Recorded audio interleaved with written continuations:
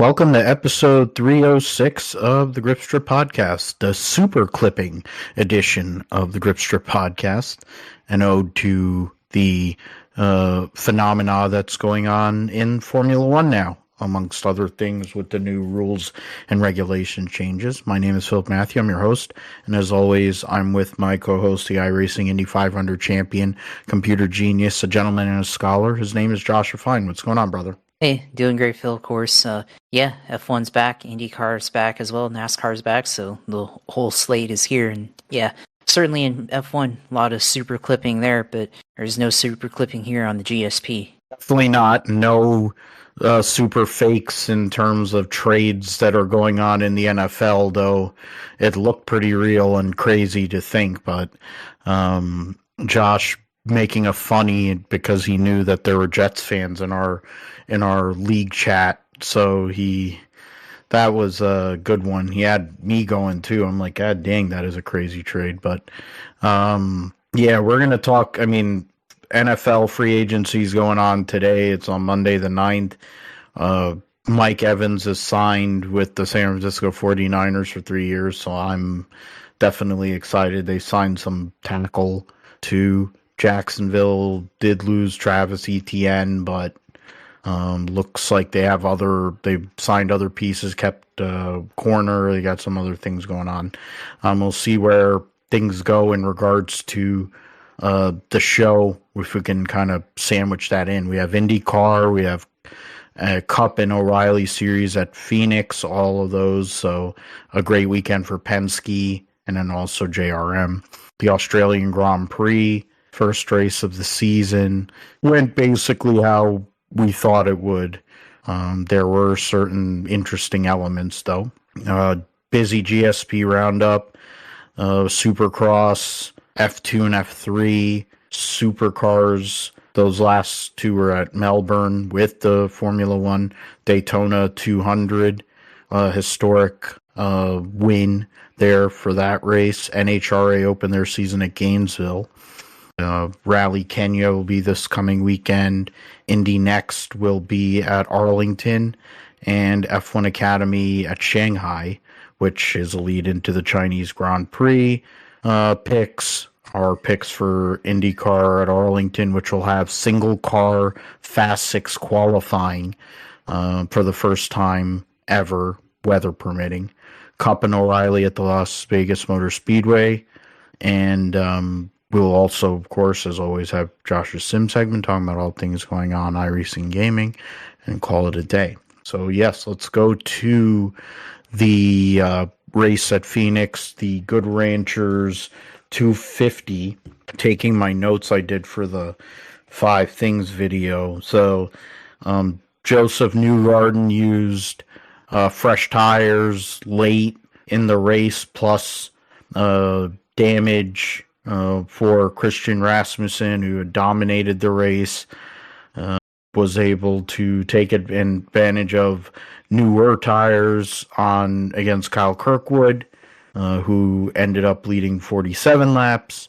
His teammate David Maluka led 73 laps, but in the end, once it came down to it, Joseph Newgarden gets the win. The new age Rick Mears has won. It's his 33rd career win. His last 11 wins have been on ovals.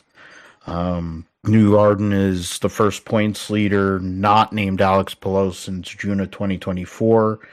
Coming off of hard charger of the race at St. Pete, 23rd to 7th. So that was great performance at 5 pit stops relative to Kyle Kirkwood's 3. It was a really... the race itself was pretty interesting. They're able to race all over the racetrack, multi-grooves. Rasmussen was driving on the ragged edge the whole entire day until Will Power put him in the fence and probably cost him the win there. I mentioned Newgarden, Kirkwood, Malukas on your podium. Malukas winning his first career pole, led the most laps in the race. At 73. Pato Award was 4th. Marcus Armstrong rounding out your top 5. Alexander Rossi for ECR kind of salvaging the day. Scott Dixon from 15th to 7th. one of 4 drivers who came from outside the top 10 to finish in the top 10. Scott McLaughlin, Green Rehal, who started 3rd, and Kiffin Simpson, who started 19th and finished 10th. Christian Rasmussen ended up 14th, next to last car on the lead lap, led the second most laps of the race, probably should have won this race, but, the contact with Power relegated him there. Power ended up 16th.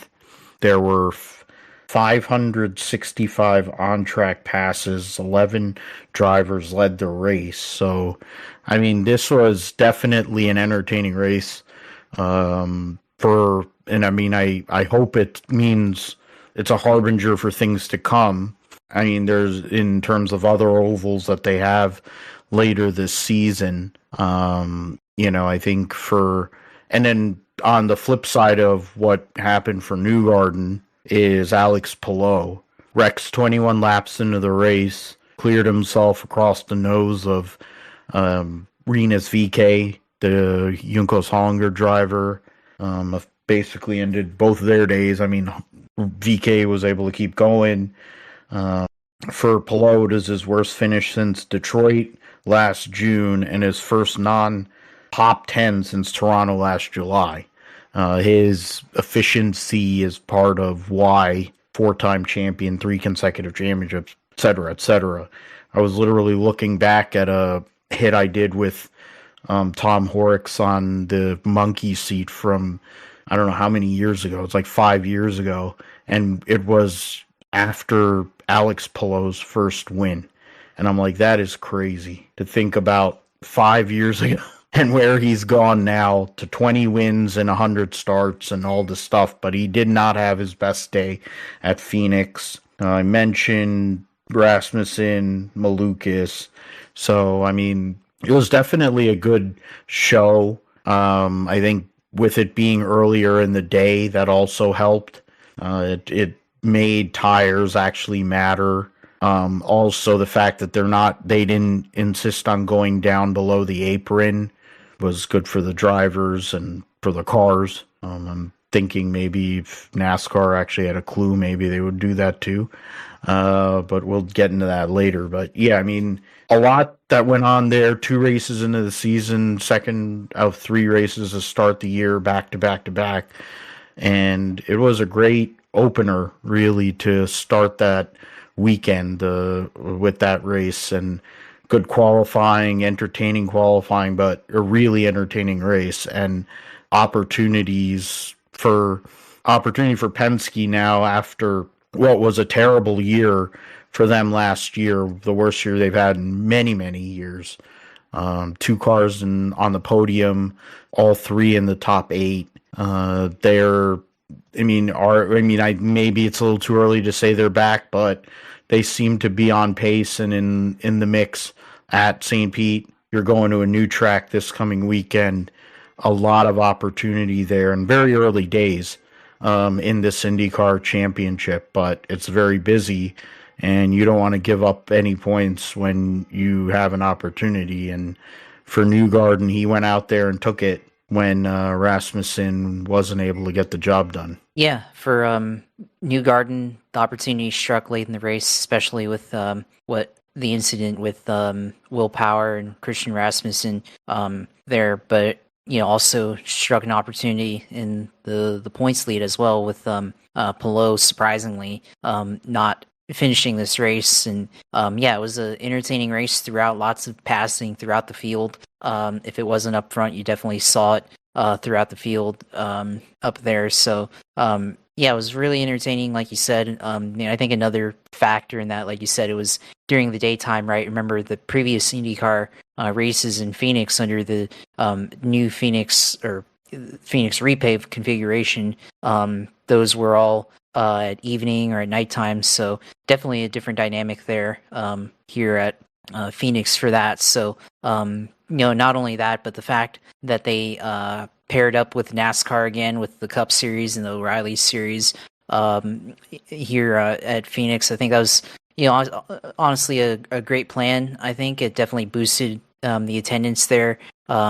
they didn't have as many merch trailers as maybe what they could have had, but definitely for IndyCar, I think gets the attention on them, and also helps NASCAR in a way too there. And I think both series benefited from having one weekend. Now I saw people were like, "Oh, we should have more races like that," and yeah, I agree. But I think you also have to have one. I think one or two at maximum. Otherwise, you start to dilute it and stuff. Then it gets old. But yeah, I mean, I definitely enjoyed that dynamic throughout the weekend between the two series there. But as far as on track stuff, the racing that we saw on track, lots of passing, like I said. But Christian Rasmussen, what we saw from him at Milwaukee Mile last year to what we saw on Saturday.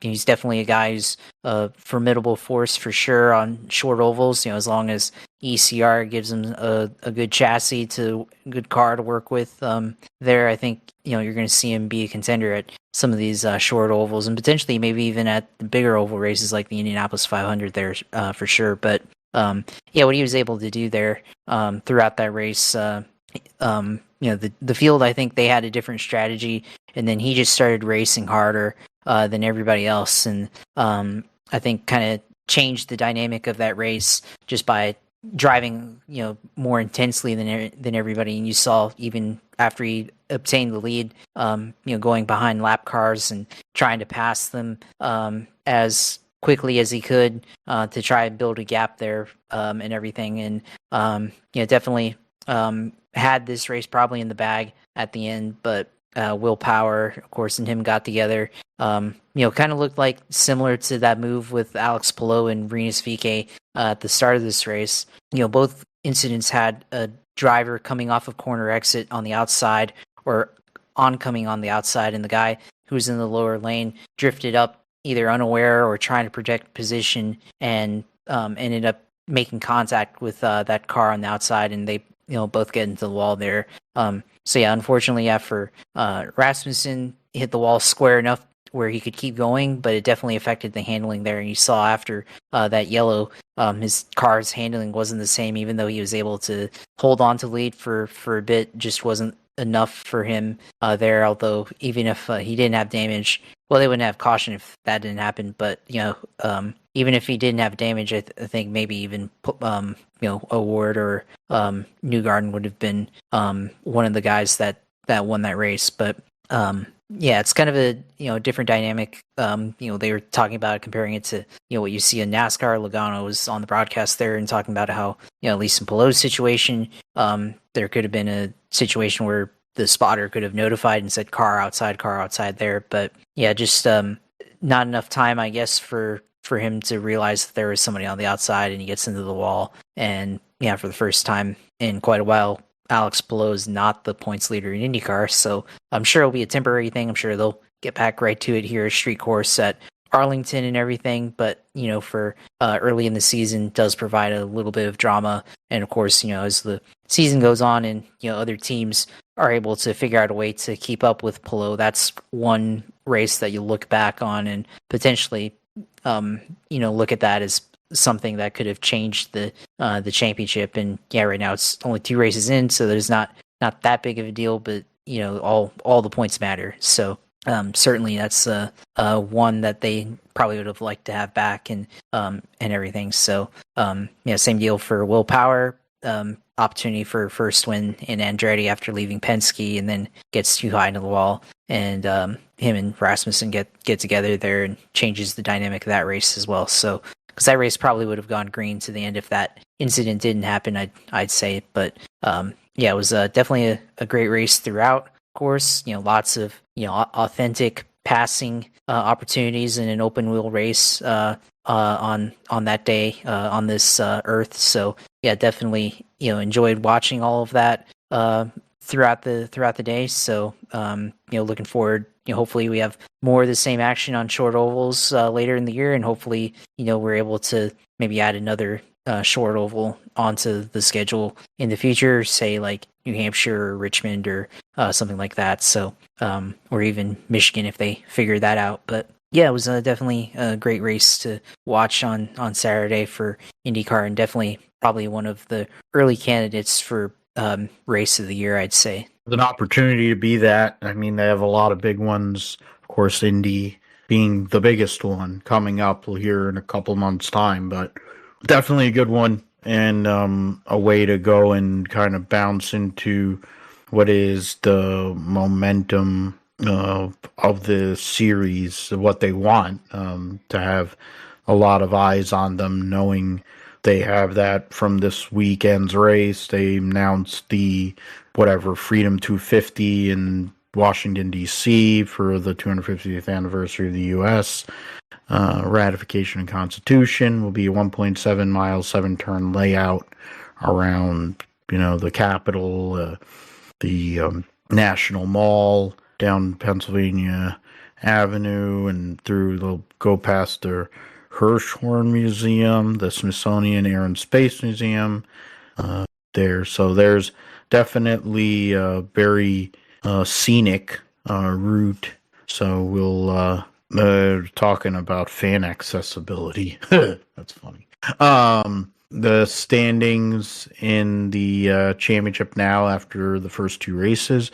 Newgarden takes the points lead over with 78 points. Kyle Kirkwood is second with 73. Scott McLaughlin in third with 66. Pato Award fourth with 63. Has 2 top 5s to start the year along with Kyle Kirkwood. Alex Palou falls to fifth with his issues on Saturday. Malukas moves up to sixth. Lundgaard, Armstrong, Ericsson, Rossi round out your top 10. Of course, Dixon had issues at St. Pete, so he currently is in 13th place. And what is it, about 50 or 40 some odd points out at the moment early on in this season. Rasmussen, after ending up with that issue, currently stands 18th, just behind Roman Grosjean, who didn't even start the race on Saturday because he had issues. So, okay. All right, let's move forward. The Cup Series and Xfinity or O'Reilly Series were at Phoenix. Kurt Busch again named co-Grand Marshals for the Goodyear 400. That's cool. So going this up and talk about Straight Talk Wireless 500 at Phoenix, it was Christopher Bell who dominated the race, but a late race caution and pit stop sequence saw Ryan Blaney take 2 tires to Bell's 4 and end up winning his second consecutive race at the Mile Oval in Arizona. And this time had to hold off Christopher Bell. They had issues on pit road all day. Ended up having to go to the back twice with loose wheels and came back to the front. Won stage 1. Bell on stage 2 and finished second in stage 1. So they were the 2 best cars, honestly. We'll mention Joey Logano later in more detail. He started on pole and finished third in both stages. Austin Cindric was another one who had some stage points, but we'll mention them more in detail later. But really, that was it. I mean, Blaney and Bell were the 2 best cars. The Gibbs cars were up front all day. 2311 didn't have that outright pace, but they were top 10. Hendrick with Larson and Byron at least had something. Elliott got involved in some of the accidents that took place. Shane Van Gisbergen, of course, who's had a great start to the year, was able to recover and get an 11th place finish. So, I mean, Blaney ends up having to make a comeback, the 2 versus 4, a lot like last November when the 11 team decided to go for 4 while the 5 team went for 2. That track position was the difference in the championship after Denny Hamlin had dominated the race, and the cut tire and in the wall that Byron had which that caution that ended up deciding it really. Similar kind of incident took place, much harder wreck, I think, for Chase Briscoe, continuing a brutal start to the year for the 19 car, 37th place finish or whatever, of 4 races. So, pretty god awful. But yeah, I mean, Blaney, Bell, Larson, Keebler, Gibbs, Hamlin, your top 5, Wallace, Byron, Reddick, McDowell, Arizona native, Eric Jones, that Jones boy, actually getting a top 10. So Penske gets a sweep. There was 25 cars on the lead lap, and there were 25 cars on the lead lap, and then after that, there was only really one other car that was running. There was Chastain, who was involved in one of the multi-car incidents that were triggered by Joey Logano. But Anthony Alfredo, who was subbing for Alex Bowman, who was suffering from vertigo, ended up 33rd after being involved in one of those 2 wrecks. Logano ended up 31st, Cindric 34th. Briscoe, as I mentioned, finished dead last, 37th. Was running up front prior to his tire failure or mechanical failure, whatever it was, that ended up sending him into the turn 3 wall and destroying his race car. But I mean, there was tire issues again. Bosey did a video on the Dirty Mo, whatever that other channel is that they have, and talking about what the teams are doing with the tires, basically saying it's the teams. To me, at the end of the day, if you're not going to allow the teams to make some of the other adjustments that they need to make the cars actually drive better, they put so much emphasis on Badger to make a tire, but then they want to mess with the tire when they already know that Badger is not exactly known for making the greatest product. I'm sick and tired of the bullshit with them and how they for years have made kind of like a mid-range product they have exclusivity. So the notion is they should be able to test and they should be able to figure out some of these things. Now, I would also say the way this car rides and races is bad. It also probably, you add the notion of having the insistence of cutting that dog leg. I think that's another thing that's dumb. They took all the character out of the track, and they paved the whole entire goddamn place, and it's like the track looks so goofy now. And it just seems dumb. Just it's almost like it was like an incomplete project.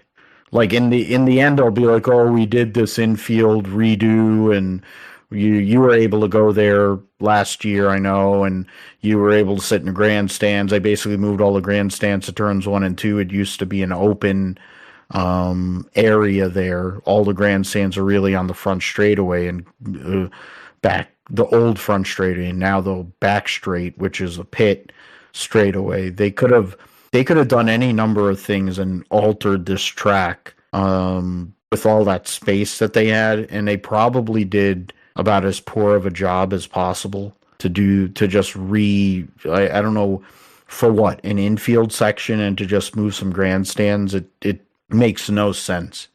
The way the pit road is laid out doesn't make sense. Like, it's just a goofy track.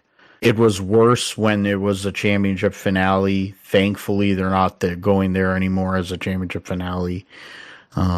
They just destroy a lot of race cars. They tied a record for cautions. But, I mean, a lot there I went over. But, I mean, YRB gets the job done, Josh, and first win for a non-2311 Toyota. They almost Toyota looked like they were about to keep it 4 for 4 this year, but unfortunately for Bell, he wasn't able to get there in time. Yeah, and for Bell and Joe Gibbs Racing, I mean, they made the same mistake that Denny Hamlin made last fall for the championship there. And, granted, it was a longer distance to the finish there than just a green-white checkered finish there for Hamlin there last fall. And, this one they had, still a handful, 24, 25 laps to go after the final yellow there. And Bell was able to get back to second, but just probably needed about probably two or three laps more, and probably could have gotten around Blaney if things had held on the way that they were going. But for Blaney, he was, I think he had the better. I mean, Chris Bell was out front the whole race for the most part. So he definitely had the car to beat, but I think Blaney also was right up there on that same level because had multiple pit road mistakes throughout the race. He had two mistakes that put him in the back, and he had to go through the field twice and pass 49 cars on the day. So for Blaney, a really, really good race, and was able to get back to the front after the final set of yellows there, and take the lead from Ty Gibbs and win the race. So good start to the year for Blaney there, getting a win. And remember, he also won back in the fall, last fall, which I was there for. So I mean, the two drivers that have been good at Phoenix the last couple of years both finished first and second again. So not a surprise at the end of the day there. I mean, I kind of wanted to see Christopher Bell win there just because I picked him in everything, and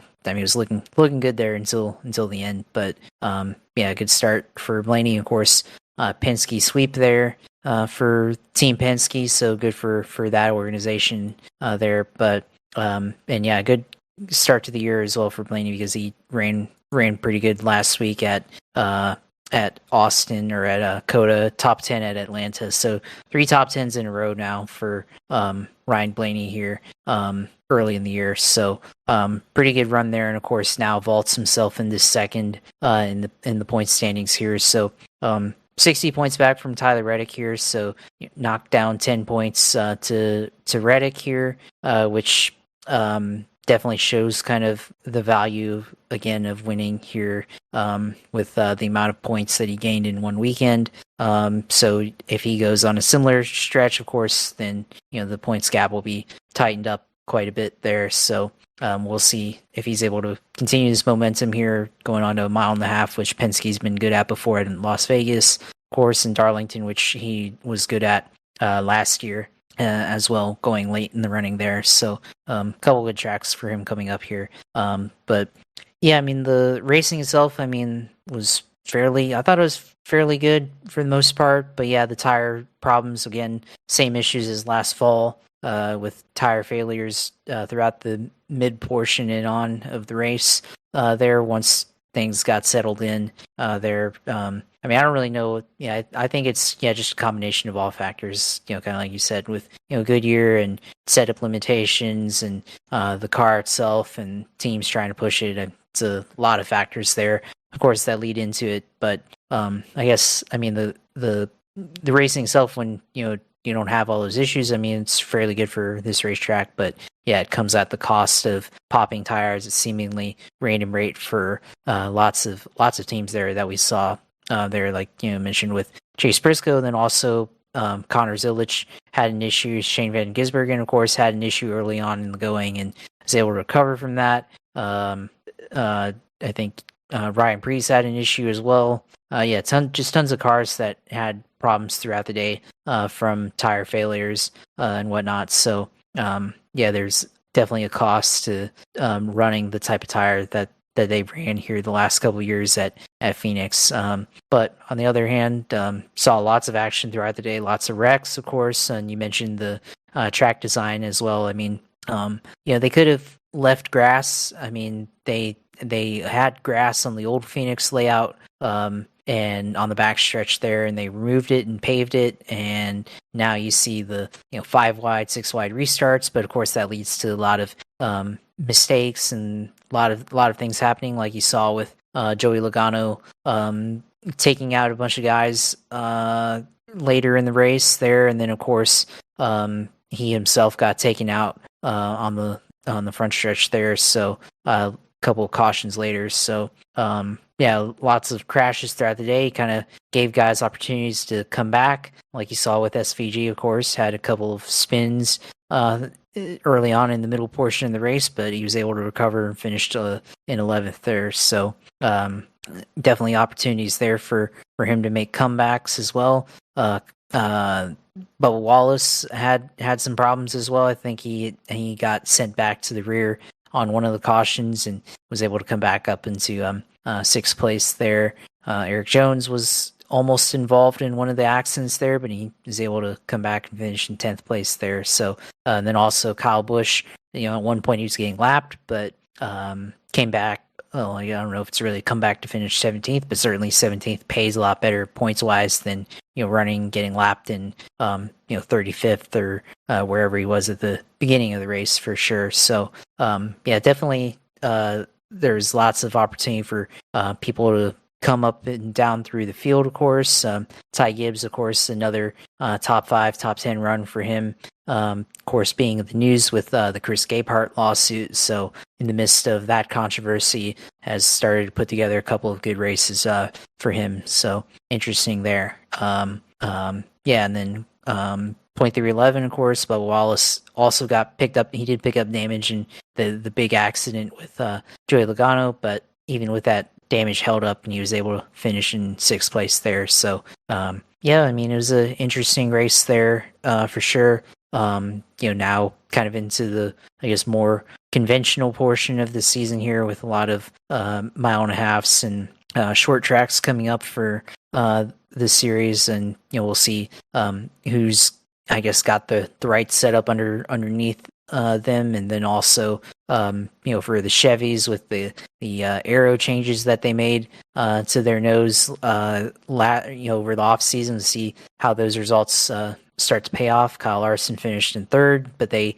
had some struggles and they were kind of up and down through the top 15. Yeah, but used some strategy there at the end of the race with all those cautions to kind of get their way into the top 5 there. And William Byron had some issues as well. He had a flat tire, but he was able to come back and finish in 7th. So decent result, I guess, so far for the Chevys, and we'll see how they do now going into 1.5 miles this week with their new aero package. But yeah, it was a pretty good race, or at least fairly volatile, very interesting race here at Phoenix. Yeah, definitely. Volatile is probably what they are looking for at this point because of their short track package, but just glad it isn't the finale anymore. I think the real pecking order after 4 races where you've had 2 super speedway style races and a road course, this was a short track type package race. The real pecking order, I think, is what we're going to see this weekend, how things go at Vegas, because that's where the majority of the races, that kind of track, will determine the champion. To be fair, the majority of the races are 1.5 mile racetracks in the chase. So we'll see how that goes at Vegas here this coming weekend. Darlington, if you take what Briscoe is talking about, because they're going to be running this package, is probably going to be really sketchy.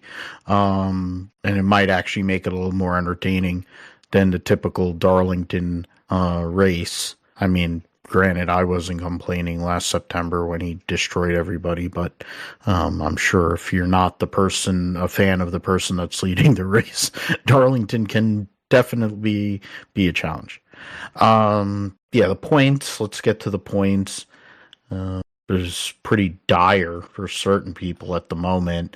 I mean, you mentioned it, Josh, with Reddick has 225 points with 3 wins. 60-point lead on Blaney. Darrell Walsh Jr. in 3rd. Elliott's bad run knocked him down to 4th. SVG stays in 5th. Christopher Bell moves up 18 spots. I don't know why NASCAR's graphics says -2 when it's gained 2. And then it's just, well, that's NASCAR for you.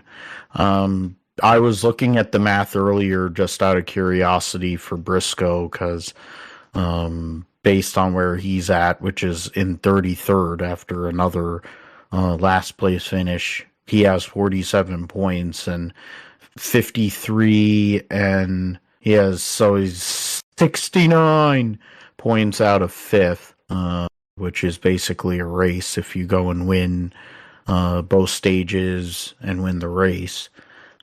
So that's essentially one race there. It's not as bad to get to, it's only 47 or 40, or is it 53 to Brad Keselowski. So for as bad as it's been for Chase Briscoe and for some of the other guys, I mean, you have Bowman who missed a race, so he needs a waiver. And we don't know if he's going to come back this weekend. Connor Zilich is a rookie. He's raw. I think this is a learning year, so you can kind of figure that.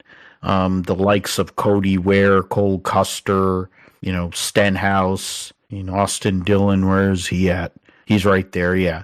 So, I mean, those are the kind of guys that you figure would be down here. But, Briscoe's here. He finished 3rd in points last year. You have Josh Berry, who made the playoff last year, going to defend his first career win this coming weekend. Cindric buried in points in 30th.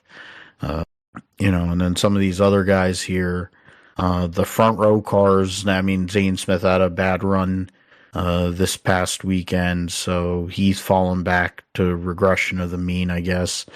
Gagson lost 7 spots, so Gillen gained 4. So, I mean, right now, I mentioned the top 5. Bell moved up to 6. Logano, McDowell, Buescher, Larson, your top 10. Byron, Hamlin, AJ Allmendinger, who was involved in one of the wrecks with Joey Logano because he cleared up into him. Hurricane Hocevar, Keebler, Gibbs, and Brad Keselowski with 100 points exactly. 2 points ahead of Suarez, 8 ahead of his teammate Ryan Preece. And then that's right now the cutoff battle after 4 races, but plenty more to go there. So let us move on to the O'Reilly series. This past weekend was the GovX 200 at Phoenix, the second race, a doubleheader. If you went over there on Saturday, you got an IndyCar race, and then had qualifying, Cup qualifying, I think, in between that, and then you had the O'Reilly Series race.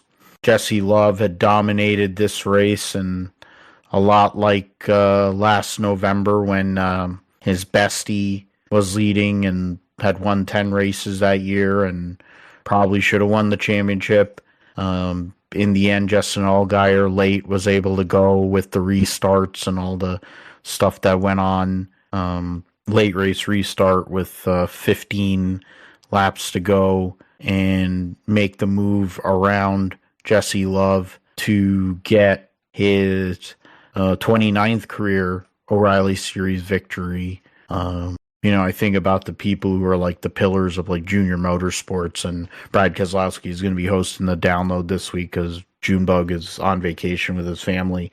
And I think of him, but then you have to consider what Allgaier has meant, brand professional agriculture, won 1 championship, probably has left a few more on the table.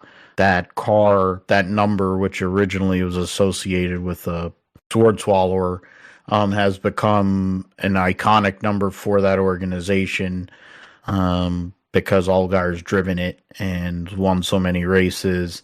He's had Phoenix races taken away from him in the past, so the fact he got this one's interesting. Allgaier gets the win, led 11 laps. Most of this race, in terms of the leaders, everything was very condensed. There was only 2 cautions for cause, and those were in the last 40 laps of the race. There was a 1 big wreck coming off of the wreck between LeVar Scott and the 96 of Anthony Alfredo. Yeah, I'm trying to see where Alfredo finished. who spun him out. I guess he got he finished 10th. Oh, okay. He started 4th too. Then there was the big wreck, which took out most of the Gibbs team. Allgaier, Love, Quapple, Sheldon Creed, Sam Mayer, Sammy Smith, Jeb Burton, Rajah Caruth driving for what do you call why am I forgetting what that team is? Jordan Anderson. There you go. Thank you. Jordan Anderson team. I was like, oh yeah, that's he's married to one of McReynolds' daughters now. And did you notice the thing that the Bells, like, I think Larry Mack has Bell's palsy or something going on, because his speech was definitely different. His face had droop too. So, because I remember the great Jim Ross, the wrestling announcer, has the same thing. So, it was something. It was different. And I was like, oh man, Larry Mack. I didn't know he was dealing with that, but he trudged through it because he's Larry Mack. He's America's crew chief. Caruth, Corey Day, Anthony Alfredo round out your top 10. I mean, outside of Sam Mayer, everybody in the top 7 had stage points. Corey Day got a couple of stage points. Clemens, who has been fast every single week, he has that Haas factory team affiliation, and they've been really, really quick. So that's great to see for him and his organization. Byron driving the 88, finished 13th. Taylor Gray started on pole, led 10 laps, but only finished 15th. Buckshot Jones was 16th, my pick. Of course, they were involved in that wreck that also ended up eliminating William Sawalich. Brent Cruz ended up 18th after starting 5th. So those are the guys that scored stage points. And there were 19 cars on the lead lap there. But yeah, I mean, Jesse Love dominates the race. Sammy Smith won stage 1. Love won stage 2 and finished second in stage 1. But in the end, when it came down to it, on a late race restart, Allgaier was able to get around him there, get the job done at a track where has been mixed. Has been all over the place for Justin Allgaier. One of his best racetracks, but also has had a wide array of results. A lot of them more towards the negative side. Yeah, and this is a track for Justin Allgaier. I mean, I look at the back of the picks here. I said Carson Kvapil, but I remember when I said that, I was also had the thought maybe Justin Allgaier could pull it off there. But yeah, I mean, Allgaier, I mean, it's been a track where, he's ran up front a lot, has had a pretty good average running position there, but it just seems like there's always feast or famine there at the end, and this one definitely was a feast for him there. He was up there for a bit and, was able to take advantage of the final restart there to, or final run there to get around Jesse Love and take the lead. So, he was able to take care of business there and get him some early momentum here after having some incidents early on in the season, but now he's the points leader by 3 points over Jesse Love. So already a tight points battle if you're already counting that in the point standings for the O'Reilly series there. But yeah, Jesse Love, of course, had a pretty good car. Of course, ran up front, dominated the race, but wasn't able to pull through with the win there. Carson Kvapil, could have had a chance late in the going, led 22 laps, so he was up in the lead there when one of those cautions came out, and definitely kind of didn't play into his hands there at the end there, and he still was able to get back to finish in third place there. So potentially, another first win falling through for him there. So, but they're running up front, so it'll probably come at some point for him. Yeah, and then the two Haas cars, of course, finishing in 4th and 5th. Another top 10 run for Corey Day as he puts together a good season. Rajah, of course, in the Jordan Anderson car, so not in the 88 car with William Byron there, still managed to finish in 8th. Yeah, so proving that he's, for real, I think, in this series. So, Rajah's definitely going to be a contender this season, 7th in points right now. So it's definitely an opportunity for him to continue to climb up in the standings for sure. But yeah, it was definitely kind of more, I think, conventional stock car racing here at Phoenix. Of course, not a ton of yellows, of course, until the very end. But yeah, it's pretty solid result for junior motorsports fans, of course. And all their drivers did fairly well there. So yeah, it's starting to be another interesting season here in Xfinity or in O'Reilly's. Excuse me there. So yeah, we got, like I said earlier, got a tight points battle kind of starting to develop here. 5 points separating Justin Allgaier to Austin Hill there. So yeah, definitely a interesting battle here developing. And some of the guys behind them, of course, Carson Quapple is in 4th, Sheldon Creed is in 5th. So guys that we expect to be contenders here in this series, definitely making their case early on here this season. Yeah, definitely. I mean, this season I think was a little more wide open compared to last year. There's a lot more opportunity, I think, for some of these guys. The Gibbs guys haven't really been able to get set, so there's something to be said just based on that and that alone. From just the deal. Yeah, so I mean, for the O'Reilly series, I mean, you just want to get through this early portion of the season and make what make your, hey, don't lose too much ground in the point standings. And you mentioned some of the driver points. I mean, you look at Hill had that maximum point score at Daytona, and now both Jesse Love and Justin Allgaier have passed him because he's, I don't like how they present the points the way they do in NASCAR. Of course, they have to make it that way than with their deal. But I'm going to go over to this, so we'll go over to the racing reference. 4 races in. Hill has 2 top 5 finishes with 1 win and a pole. Allgaier 2 top 5s, 3 top 10s. Jesse Love 3 top 5s, 4 top 10s. Best average finish. They don't show the stage wins, I guess, but I think Jesse Love in a lot of ways is trying to prove that he was worthy of winning the championship, and that he didn't just back into it, even though he backed into it. Yeah, you mentioned Quapple. Creed has that win, so 3 regulars have won so far in the 4 races. Sammy Smith, Rajah Caruth, Corey Day, Sam Mayer, Parker Retzloff still in the top 10, 9 points ahead. Oh, no, that's right. It goes to 12. I'm thinking trucks. Buckshot Jones, and then Jeb Burton tied with Taylor Gray. Taylor Gray hasn't really been able to put together anything. He's only got 1 top 10 this year. Buckshot Jones, the same thing.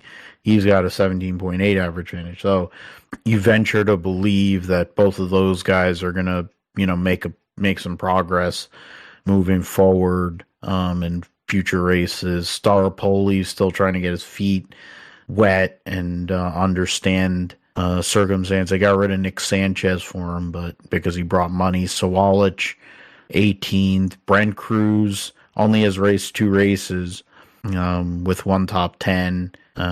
They mentioned like 30 points a race to be able to make it, even though he's going to be missing additional races here coming up.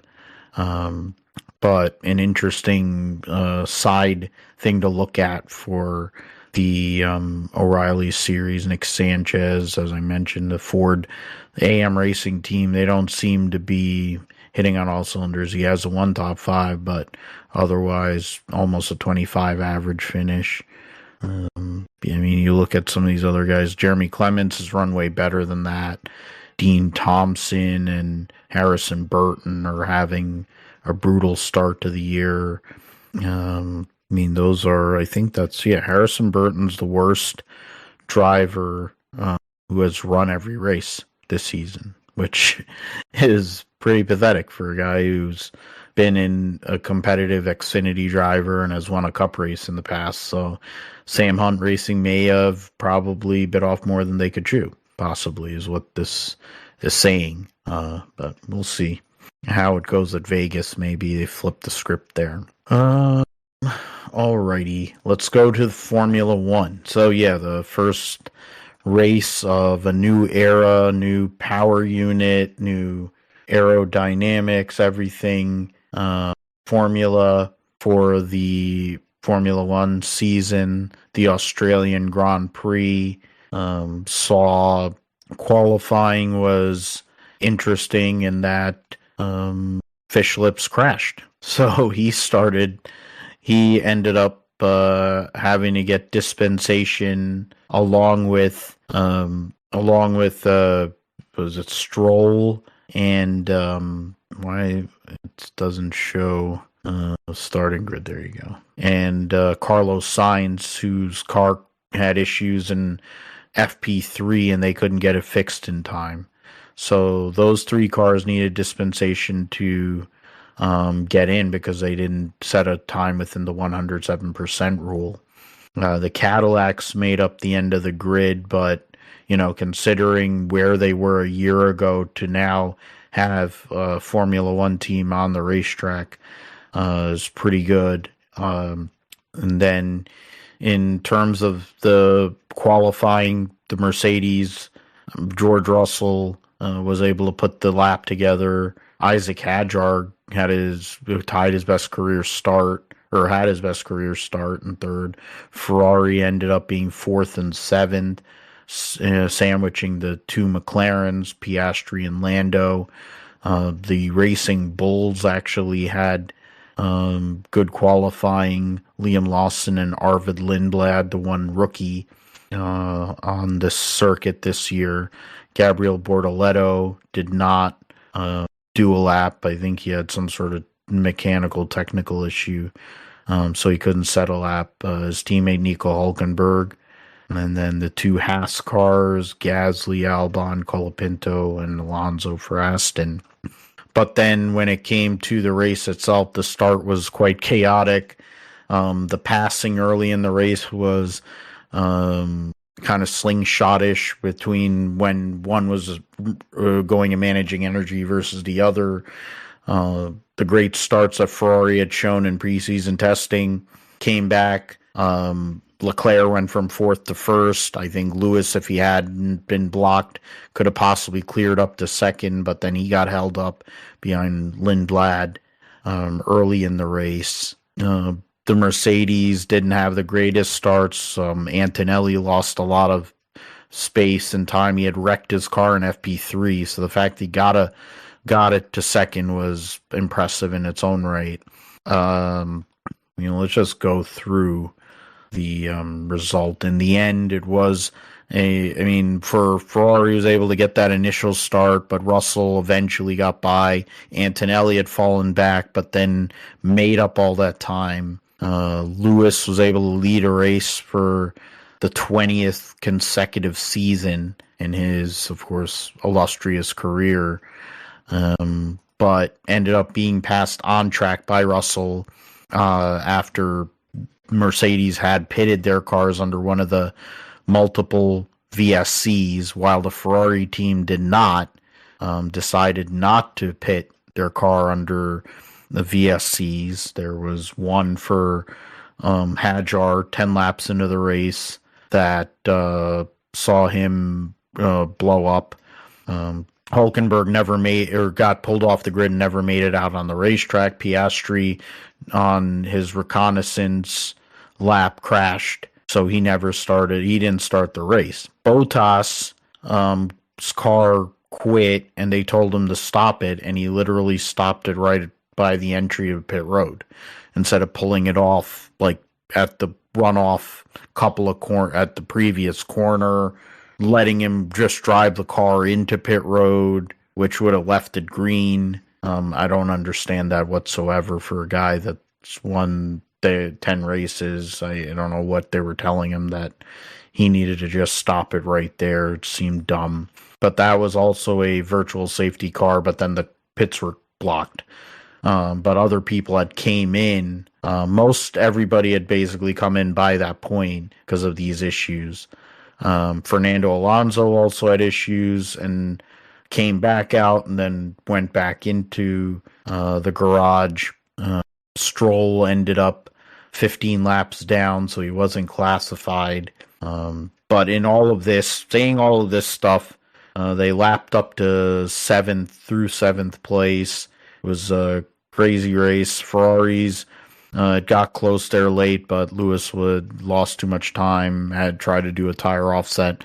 The Mercedes duo managed the race once they got in front, and George Russell takes the opening race in the Australian Grand Prix. Antonelli finishes second, Leclerc finishes third, Hamilton fourth, and very happy and positive after the race weekend. Norris was 51.7 seconds behind in fifth, the defending world champion, of course, and Max Verstappen was your last lead lap car, 54.6 seconds behind in sixth. Ollie Bierman, Arvid Lindblad, Gabriel Bortoleto, and Pierre Gasly were your point scorers. Just outside were Ocon, Albon, and Lawson, who never featured in this race, really. Williams had issues. Carlos Sainz had issues. He was 2 laps down. Perez finished for Cadillac. They were 3 laps down. Colapinto almost destroyed Liam Lawson on the start because Lawson was just stalled. So credit to him for his reflex. But yeah, I mean, Russell, after all of that, really, that pit sequence and the decision by Ferrari to not pit one or both of them in that VSC essentially decided the race. They thought the tire offset would mean that they would be able to catch the Mercedes, but Mercedes has superior power and management and whatever. And Woody went out there and did what everyone has been saying for the last few weeks he has to do. Just go out there and get the W. And he did so. And Antonelli recovered after crashing and got second. But for Ferrari, they're second best there. We'll see now as they go to China how that with this management and power and all that other stuff, how that'll work at a regular circuit. But at least early takeaways, it was a pretty entertaining race for Formula One. That actually wasn't. That's over the top. They'll say it's artificial, like the same way as I feel like super speedway racing is artificial. But I thought that there's strategy involved. I mean, is it ideal? Is it what you want Formula One to be? I mean, we had a race for about 30 laps. Usually the race is over in the first couple of corners. So for what Formula One has always been for so many decades, at least for a little while having a little something different, at least for having half a race where there was somewhat of a battle for the lead was good. And at least Ferrari is not completely on the back foot, even though they can't help themselves on strategy. Yeah, for all the drama that was taking place before the Grand Prix here, all the talk about, reliability issues throughout the field. Of course, Aston Martin with their science experiment of a car this year, all that stuff. I saw one comment online saying, this is probably a huge opportunity for a certain team, but they probably will fail once again. And yeah, that's Ferrari, which of course Charles Leclerc takes the lead from George Russell on the first lap. Excellent start, George Russell. I guess they didn't prioritize the battery really to get a good start there, but yeah, Charles Leclerc gets an amazing jump on the start, gets the lead, and leads the first part of the race. But then, yeah, again, the strategy there, decision making, trying to counter the Mercedes again. They tried to make it a one-stop race, and thinking that the tire advantage would play into their hands there. by going on the hards, while the others were on the mediums. But in the end, just didn't play out because they forfeited the 10-second lead that they had effectively with by neglecting to pit during that sequence of VSC there. So yeah, it was definitely an interesting race.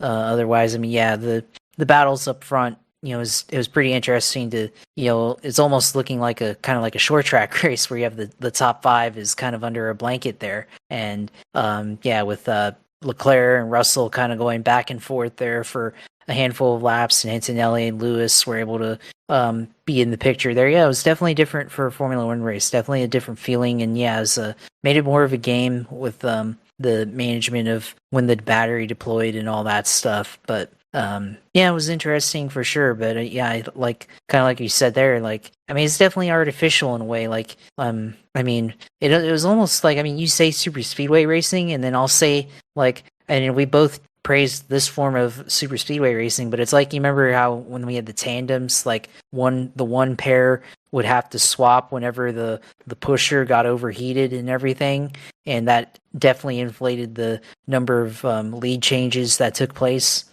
during that era on those tracks. But I mean, it was entertaining as hell, and it was definitely the greatest like power to pass that we've ever seen on a super speedway. But going back to Formula One here, like, it's kind of similar in that regard, I guess, where you get to the end of the straight, and then engine power cuts off to recharge the battery, and then the other guy, if he still has some power, he's able to try to overtake you and everything. So we saw kind of how that played out, and there was a couple of times where I think Russell closed up close onto Leclerc's wake or whatever, and then I think he tried to make a move, but Leclerc was able to hold his position on the outside there. So in a couple of those corners. So yeah, it was definitely interesting for sure. But yeah, I just and I saw the quote from Leclerc saying, like, comparing it to a mushroom from Mario Kart there and everything. But I don't know. I mean, for me personally, I mean, I don't know how much I really like that, because it was for sure, it was kind of interesting. The start, I was like, wow, what an interesting start there. It took me aback there. Russell not taking off as quickly there, and then of course the kind of the fiasco behind them with Franco Colapinto and Liam Lawson there. That deal.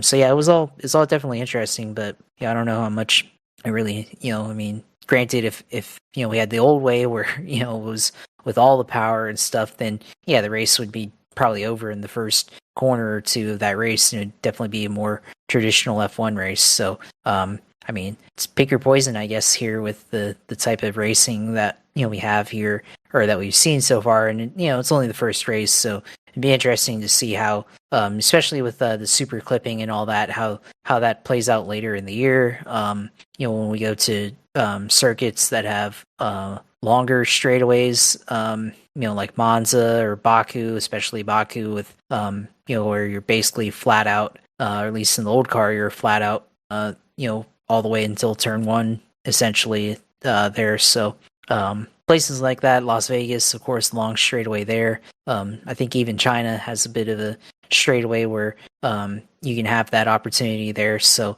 it'll be interesting to see where on those places where the car that's leading, or whoever, like, when does the power, I guess, shut itself to recharge and all that stuff, when the super clipping, I guess, when does that take place? Because that would definitely make it interesting where you have, like, say the guy that's leading has that happen, and then the other guy thinks he has a move and he overtakes going into the corner, but when they exit on the other side, it's like the lead never changed. So yeah, I'm interested to see how that plays out. But yeah, also the reliability as well, because we saw with Isaac Hadjar, of course, had the issue with the engine there, of course.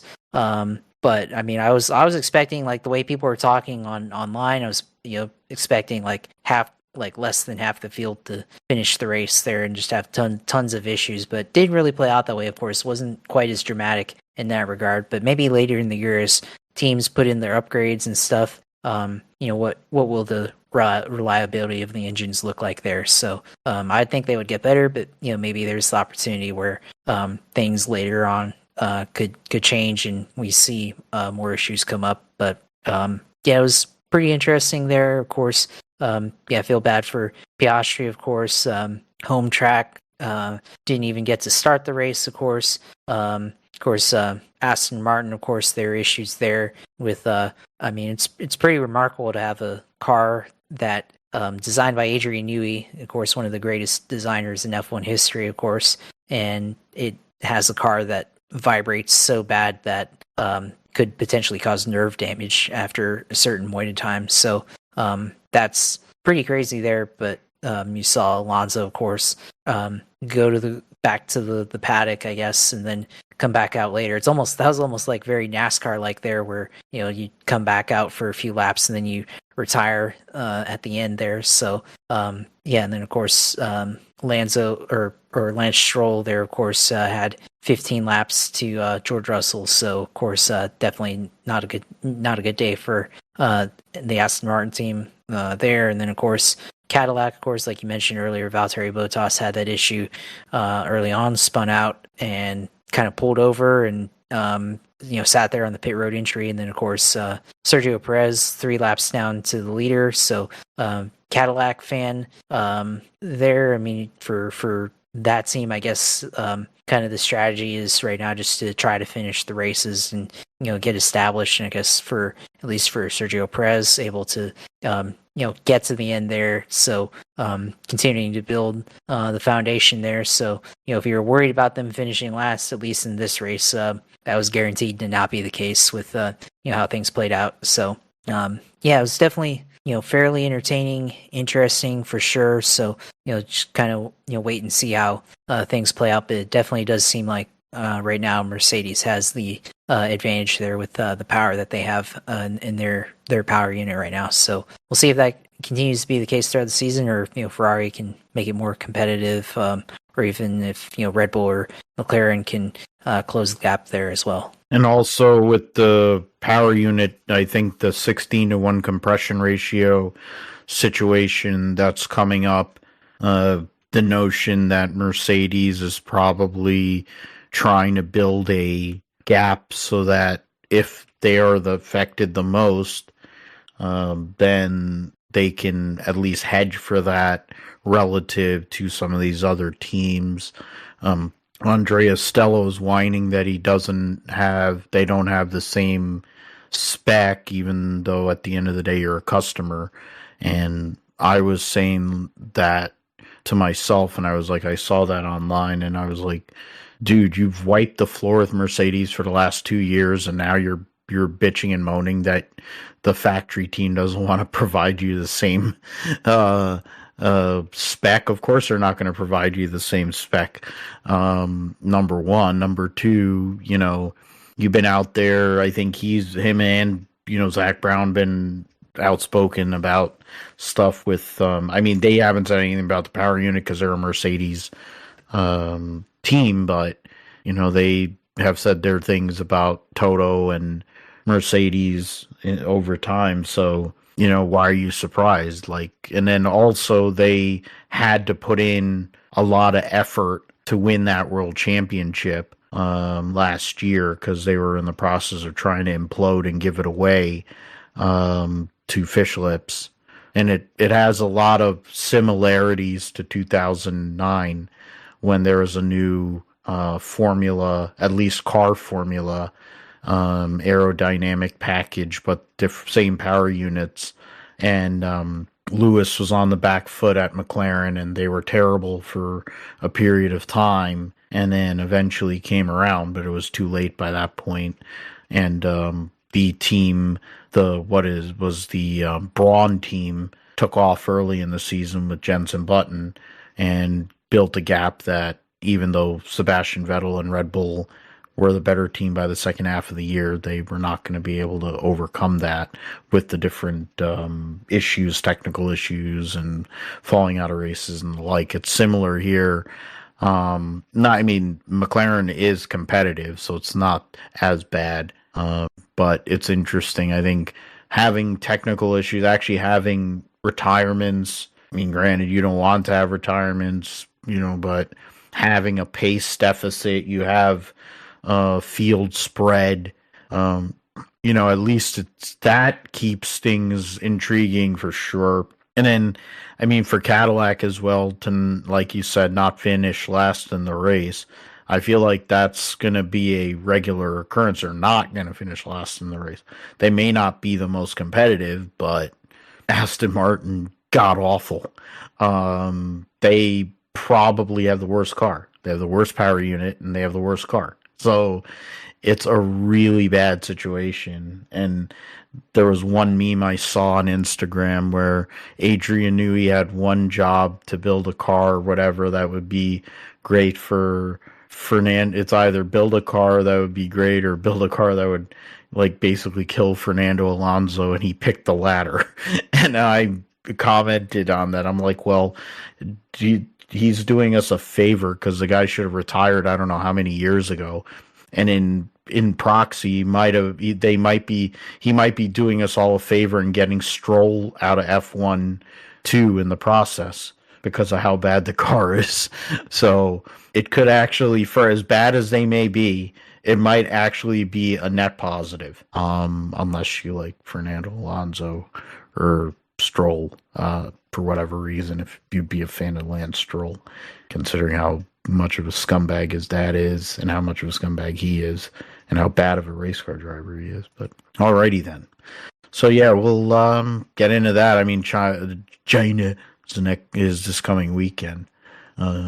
We had a Triple Crown event for Supercross to lead into their off week at Indianapolis, Lucas Oil Stadium. Busy weekend in Indianapolis because you had the U.S. Open of bowling there as well at Woodland Bowl, and then you also had Supercross there just coming off of a couple weeks ago, the Combine.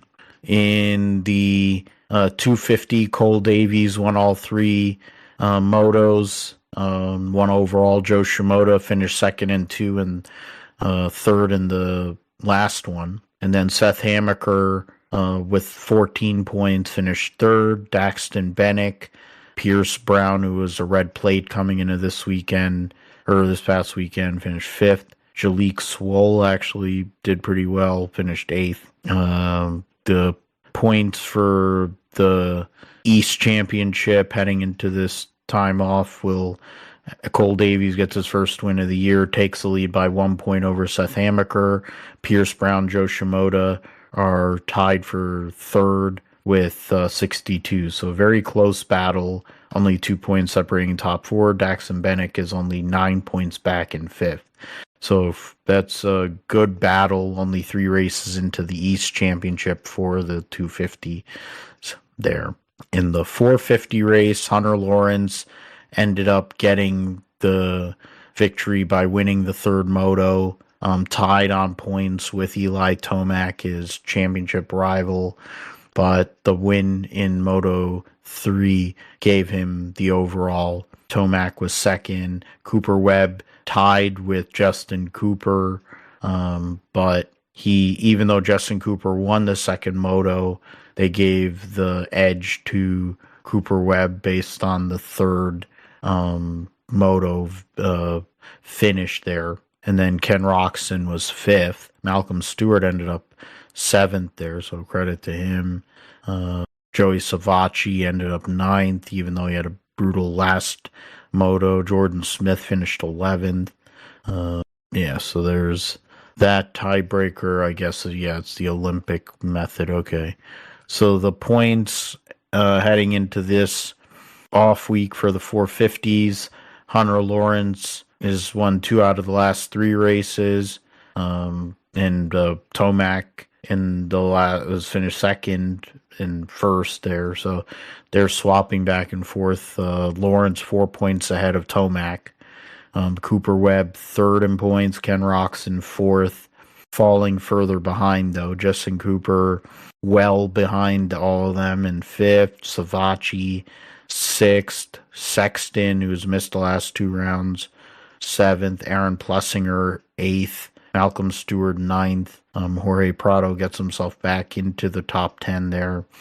Dylan Ferrandis missed the race this past weekend, so he's now 11th. You got some of these other guys. Yeah, Jordan Smith is now, he started to run there, and then RJ Hampshire fell out. I guess he had all these guys have had injuries. Oldenburg, first couple of races, he got hurt. I forget who the other beta rider was.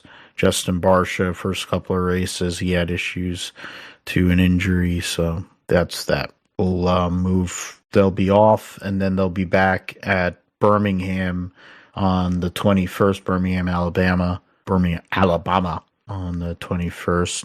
F2 and F3 were at the Australian Grand Prix, and we'll go through first with F2 the results.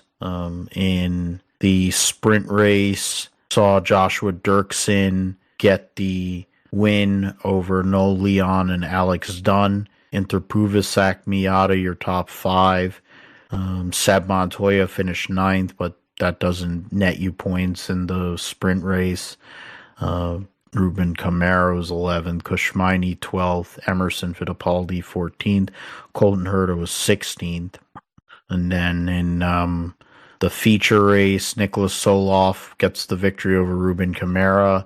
Lawrence Van Hoopen rounds out the podium. Oliver Gotha, Ritomo Miata, your top 5. Interpuvisak was 6th. Colton Herta ended up 7th after some penalties for some of the guys that were around him.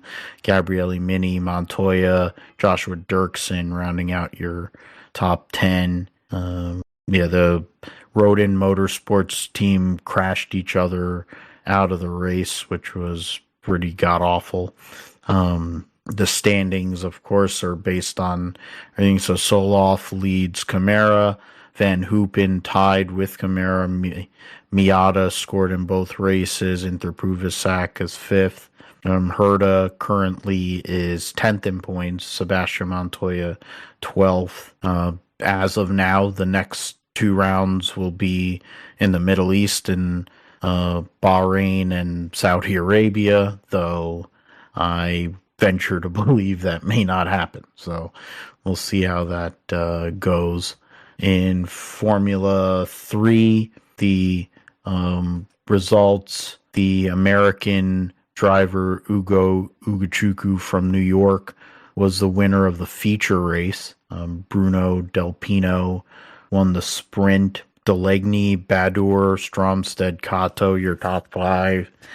Giadiz, Wharton, Ugochukwu got 1 point in 8th. Or no, I don't even think they ran the full race, so then it was only the top 5 that scored points. That's what happened there.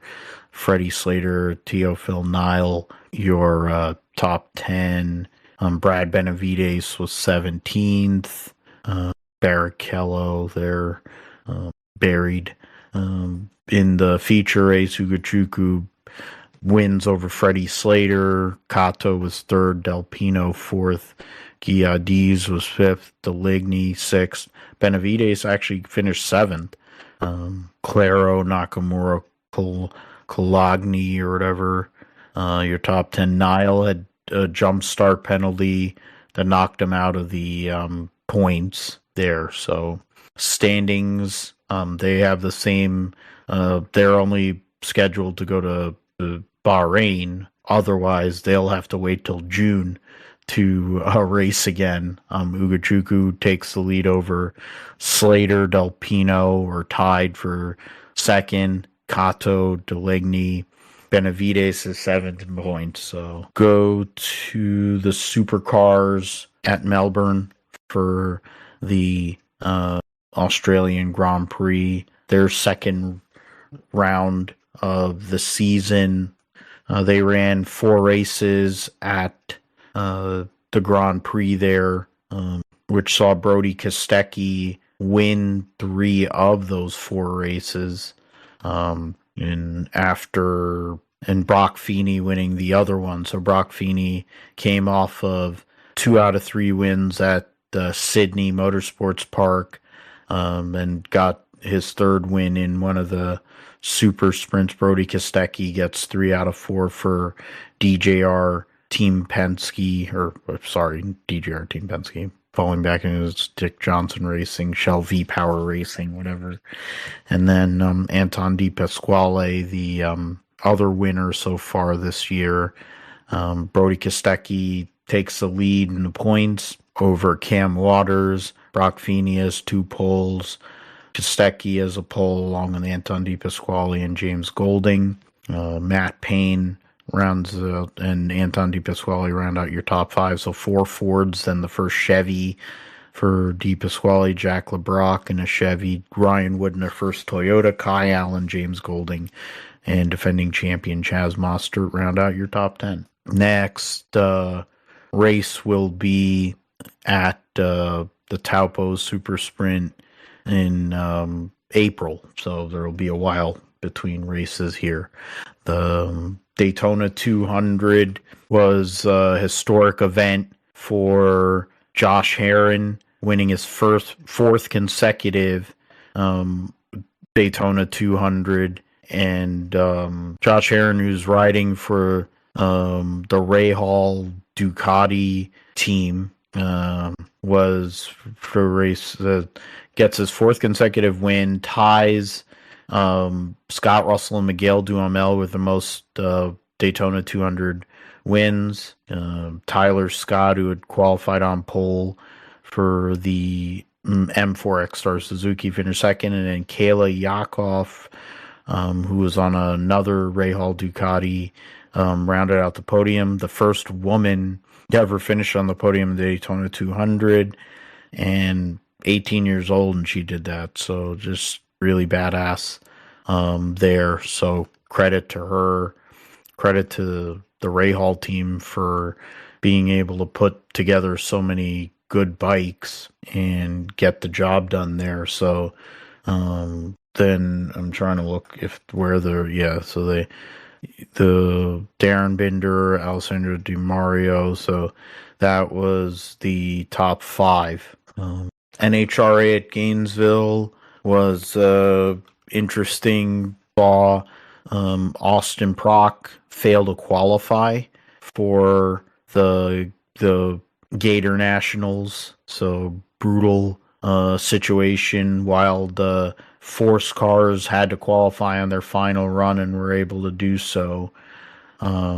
First race of the 75th anniversary season of the NHRA. Antron Brown won the Top Fuel All-Star call-out. In terms of Top Fuel, Josh Hart ended up winning his first race for John Force Racing over Doug Coletta.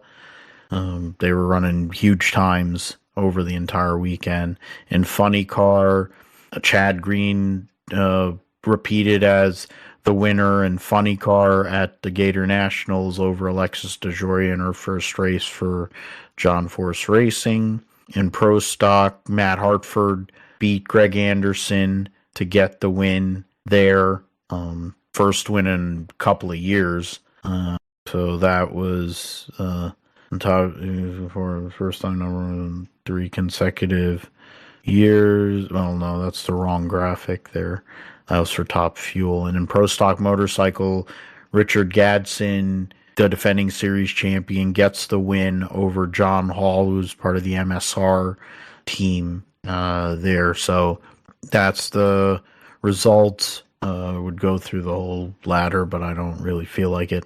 Can go and look at it at your leisure if you so choose. WRC Rally Kenya this coming weekend. Sebastian Ogier will race this race. So 5 Toyotas there. Oliver Solberg, Efren Evans, Sebastian Ogier, Takamoto Katsuda, and Sami Pajari. Then Hyundai has 3 cars: Adrian Formeau, Thierry Neuville, and Esa-Pekka Lappi. The Ford M Sport Ford team will have 2 cars: Josh McElrain and John Armstrong, racing in the Rally 1 category. So 10 Rally 1 cars, a whole host of Rally 2 vehicles It looks like another 10 Rally 2 vehicles. And then, so we'll see how that all goes. It's the Safari Rally in Kenya is very difficult with all the sand and stuff. So we'll see how if overheating issues come into play. Then we will go to Indy next, which ran at St. Pete. So that was their first weekend. Go over that. Okay. They'll race at Arlington, and then they'll race a doubleheader at Barber. Of course, Nikita Johnson got the win over Max Taylor, Imak Kusharik, Seb Murray, Lockie Hughes, your top 5, Miles Rowe, Josh Pearson, Salvador D'Alba, Juan Manuel Correa, Alexandra De Tulio, rounding out your top 10. Was it Enzo Fittipaldi had a rough weekend? You have some other guys that probably want to have a better weekend after a tough start to the year. Max Garcia was 12th there, so we'll see at a new racetrack how it all goes. And yeah, F1 Academy, the first race of their 2026 season. So the Matilda Potts for Aston Martin's driving for Prema. Peyton Westcott, American driver, driving for or representing Mercedes, will also be at Prema. Megan Bruce, British driver, supported by Tag Heuer, will be driving for Campos.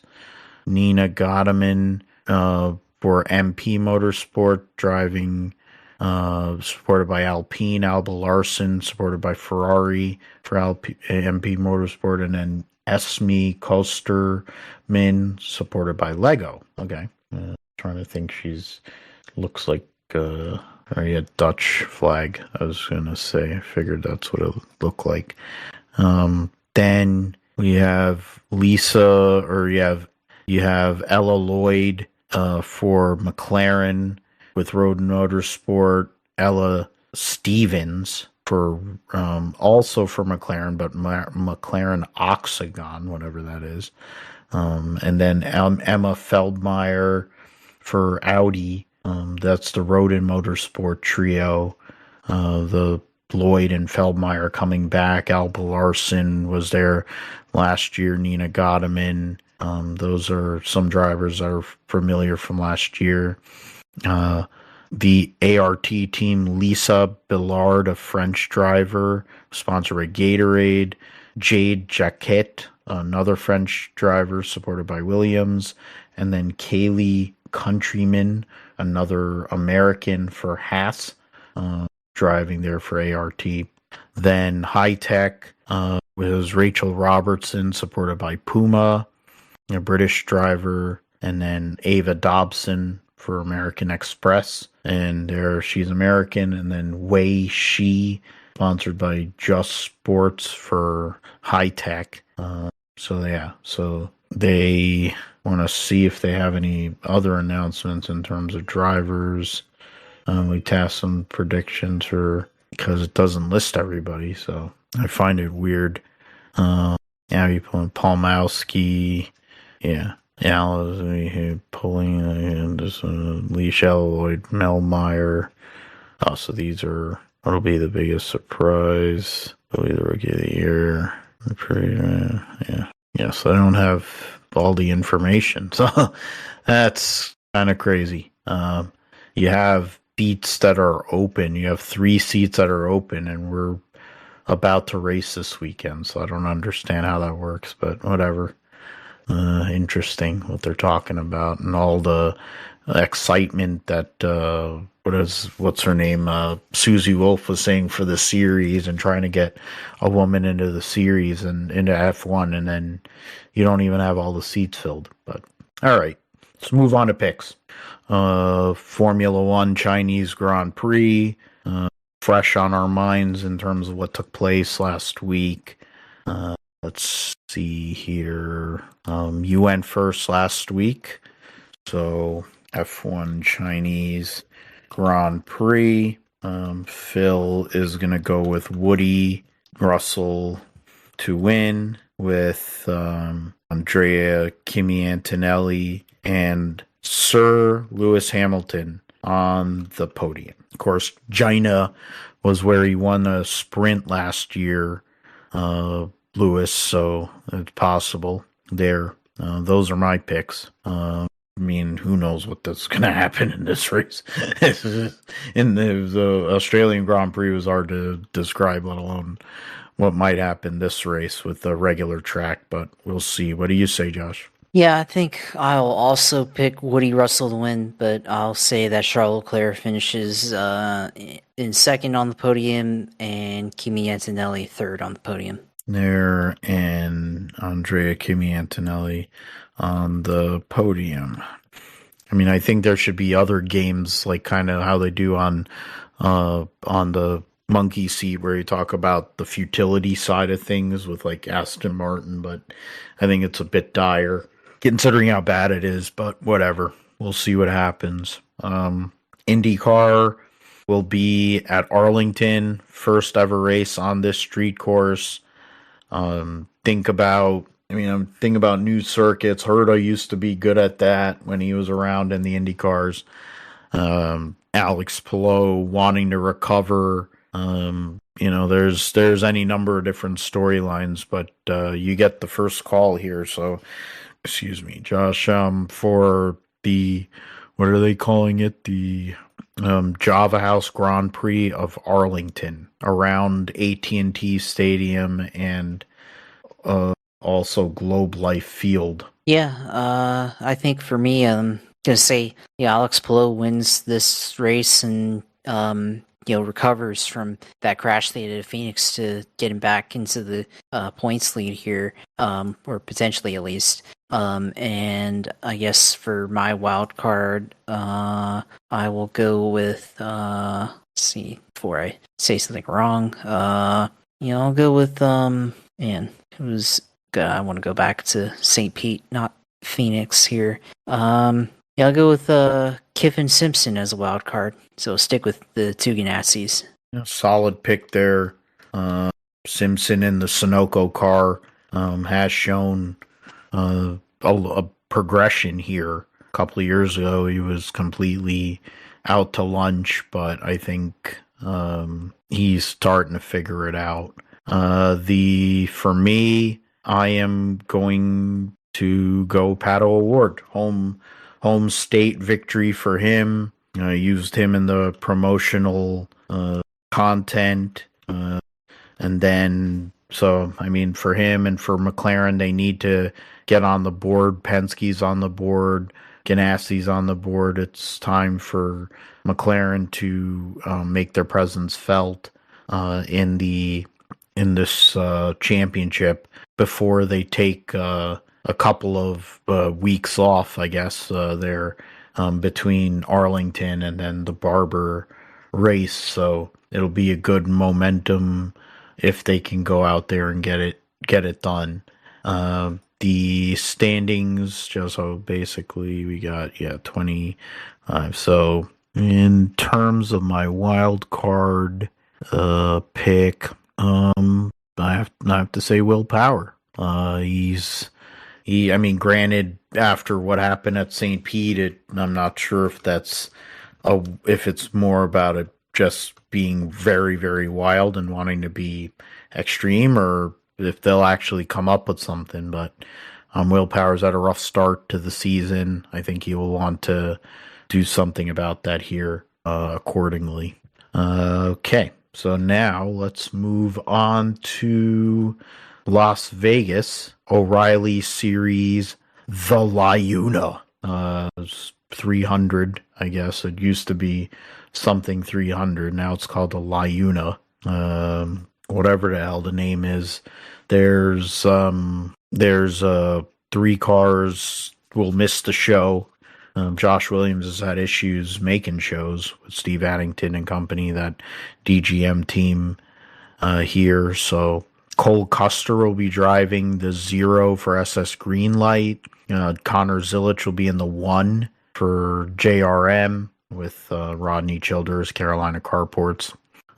Chandler Smith will be back in the number 5 for Hettinger Racing.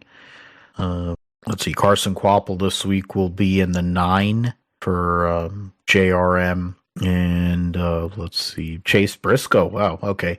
Chase Briscoe actually is going to be in this race. I think Wix Filters will be on the car for him. I believe is a sponsor for him because what do you call it? Brent Cruz can't race 1.5 mile racetracks yet based on his age. Hank Hill doesn't have sponsor listed for whatever reason. Harrison Burn, blah, blah, blah. Number 30 doesn't have a driver listed yet. Rajah Caruth will be in the 32 again for Jordan Anderson. 35 doesn't have anyone listed for their car. Nathan Bird driving the 42 for Young's. Daniel Dye will be in the second AM Racing Ford number 52. Joey Gase driving for himself yet again. Kyle Larson will be in the 88 for JRM and Hendrick. Maggio, Dawson Cram trying to make it with the Harmon 74, former guest on this program. So yeah, so I'll go first here for O'Reilly Series at Las Vegas. I mean, it didn't work out for me last week in the Cup Series, but I say screw it. I'll say Chase Briscoe wins the Xfinity race or O'Reilly race. I feel like it's going to be a Cup guy. I feel like it's either going to be Larson or Zilich. So that's my pick there. And then, so 28 drivers have run every race. So I guess essentially 14. So in terms of a wild card pick, I am going to go with Jeremy Clements for the same exact reason as I said for what he's shown so far pace-wise. He's had pace that he's never really ever shown outside of super speedways and the occasional road course. But he's run better than his results show. So Vegas, big wide track, the speed of the HFT cars going over there. It's an opportunity for them to go out there and get a solid top 10 or 15 finish, which would be what he's looking for. What say you, Josh? Yeah, for me, if you're going to pick a Cup guy, I'll also pick a Cup guy, and I'll just go with Kyle Larson here to win at Las Vegas here. And then I guess my wild card for me, I'll go with Parker Retzlaff here. So, that doesn't really count. He's 10th in points. Oh, he's 10th though. Yeah, in theory, I'm splitting half. I'm taking whoever of all the drivers because I'm not even counting Cruz is not in this race, and then so there's 28 guys that have driven every race so far this year. So I split it down the middle as 14. So the break off point is Brennan Poole on the top half. Okay, well, I'll go the next one down. Mr. Fast Pasta here. Go with him. Anthony, yeah. Well, you picked the whatever the elder called. Yeah, whatever that team's name is. Live Fast. No, it's Viking Motorsports. Viking Motorsports, yeah. Yes. So Anthony Alfredo wild card, and as of now we don't know. He might be back in a Cup car at Las Vegas for the 48. Possibly at Las Vegas. And speaking of the Cup Series, we'll finish off with them, our picks for this weekend's Pennzoil 400 at Las Vegas. We'll have 36 for 36, or 36 for 40, nobody going home, no extra cars. We'll have, I'd go through all the sponsors, but I really don't want to. You can go and see it on JSki. Josh, you can go first there in regards to your picks. Yeah, for me, I'm gonna go with Christopher Bell again this weekend. I think, they had good track for him last fall. He's contended here a lot, so yeah, I'll go with him again. Toyotas are always fast at this track, in particular. And then wild card for this. Just look at the standings really quick to make sure. 19th and below, basically. Yeah. Go with, hometown boy here. He's 20th in standings. He needs help. Kyle Busch. And wildcard status for Kyle Busch. That how far he's fallen. Yeah, that's pretty weak. For a guy who's won 60 something cup races. But hey, whatever. That's what happens when you don't have money and you get knocked out by the grandson of the car owner. So, for me, in terms of Las Vegas, I'm trying to think of recent. Might as well we'll go and do racing reference because I'm going to need to do this anyways for the Sanders game where I'm doing terrible in salary cap, but I'm doing well in 5 wide. So active driver, it counts Truex even though he's not active anymore. I kind of had an inclination of that. What I was kind of thinking that's where I was going to go. I think it's kind of risky considering Chevy has not been tested on a 1.5 mile track with this aero package as of yet in a race setting. But I will go with Kyle Larson here to win. And since he's buried in points, Chase Briscoe's my wild card, and he finished second in the fall race to Denny Hamlin. So, at some point this has to turn. So, I'm saying this is going to be a very positive weekend. I'm trying to put it in the ether that Briscoe finally comes around the other side and gets a good weekend here. So, and whether it's me being a homer or not, I don't really care. Josh, let us know what's going on in iRacing and gaming in the sim segment. Yeah, of course. iRacing Season 2 2026 just got released, so I just tried to open iRacing here. I haven't updated it actually, so I'm going to have to go and download that update. But, of course, important news, of course, in iRacing is that St. Petersburg is now released. Just saw some screenshots here of St. Petersburg on the iRacing. Of course, we've already seen it the renders and stuff, but going on online and seeing users screenshotting their run at St. Petersburg or whatever they're driving there. So gonna have to go and maybe fire up real quick and see what that is on iRacing and potentially probably download that track. So it's gonna be exciting playing that one, of course, after going to the St. Petersburg Grand Prix. So it'd be nice to play that, and gonna be interested to see what series run that track in there. Obviously IndyCar, potentially maybe the Truck Series, or maybe O'Reilly Auto Parts, maybe even Cup, but definitely IndyCar, MX5 Cup, and maybe some of the lower end sports car series running there. So it's definitely gonna be fun to have that one up on there.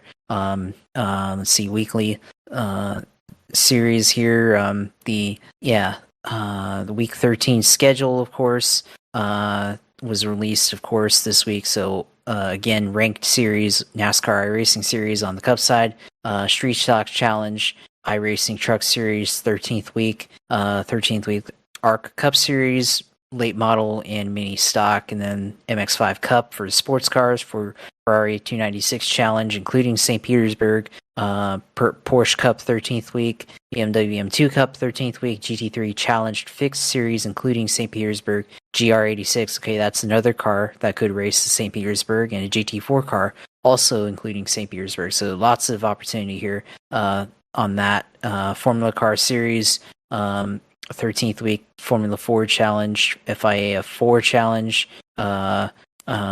Super Formula Lights, also including St. Petersburg, Indy NXT, including St. Petersburg there. So 13th week new content feature series is the TCR at the Nürburgring Nordschleife, and TCR series at the Shiny News Shakedown there. I forgot what car was on there. And then Unranked Pickup Cup for the Truck Series, Dallara Dash, the Carburetor Cup, Truck Series, 5 laps to go races.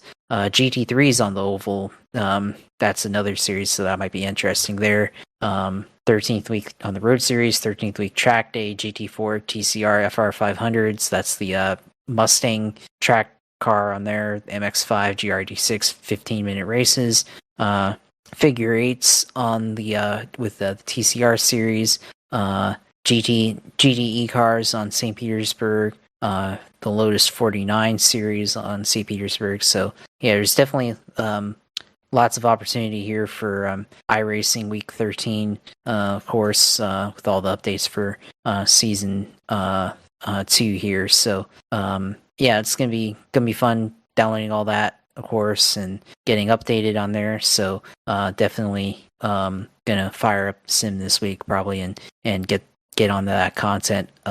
Also unrelated to iRacing, Forza Horizon, which is more of a sim arcade game. I think they released announcement this morning. Saw this on social media. They're gonna have the Acura NSX and the Acura Integra on there, so I can go and upgrade my car without actually having to upgrade in real life on Forza there, which I think is on PC and PlayStation. So I'll have to pick that up maybe.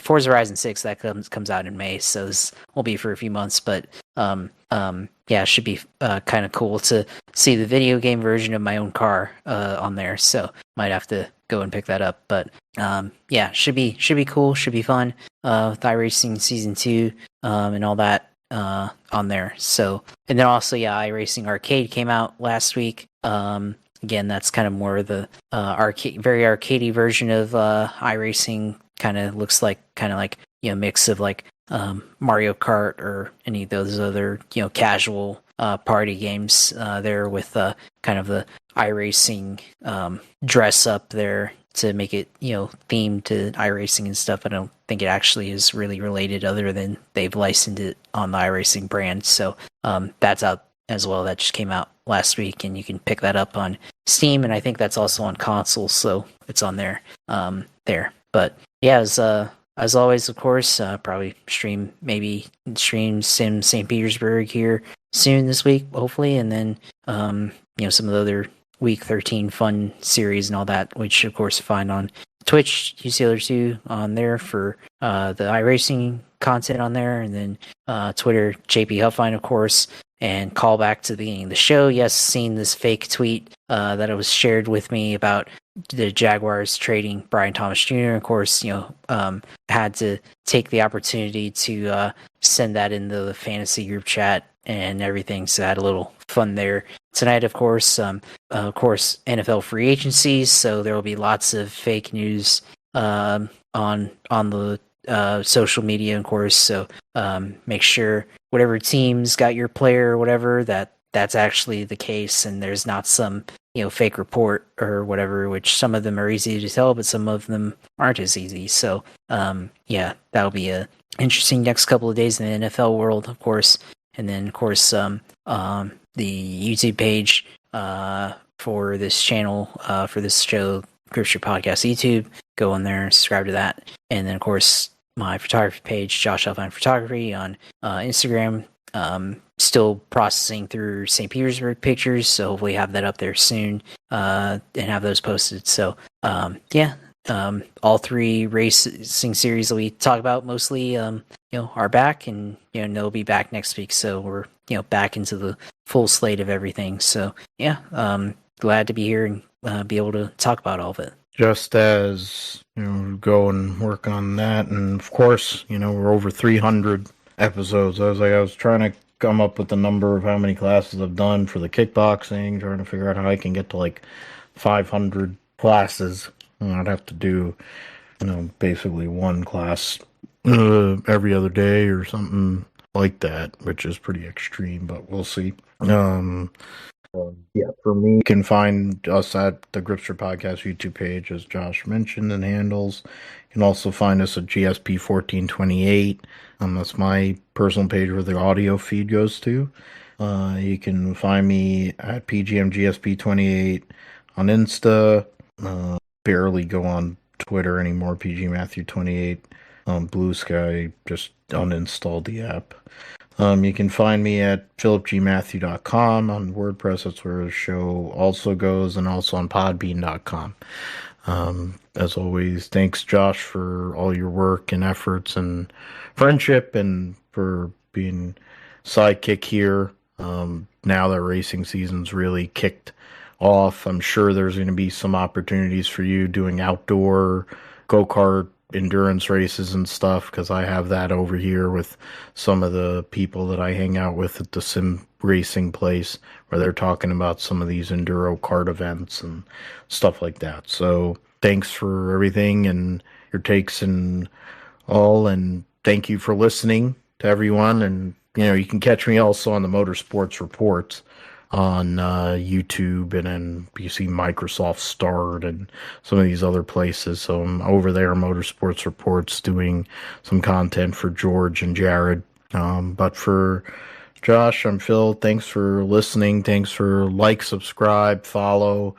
It all helps. And we'll be back for episode 307 of the GSP next week to recap IndyCar at Arlington, Cup and O'Reilly at Vegas, the Formula One Chinese Grand Prix, and preview, amongst other things, the 12 hours of Sebring for IMSA and NHRA, MotoGP, Moto2, Formula E, and then triple header at Darlington, the theoretical throwback weekend.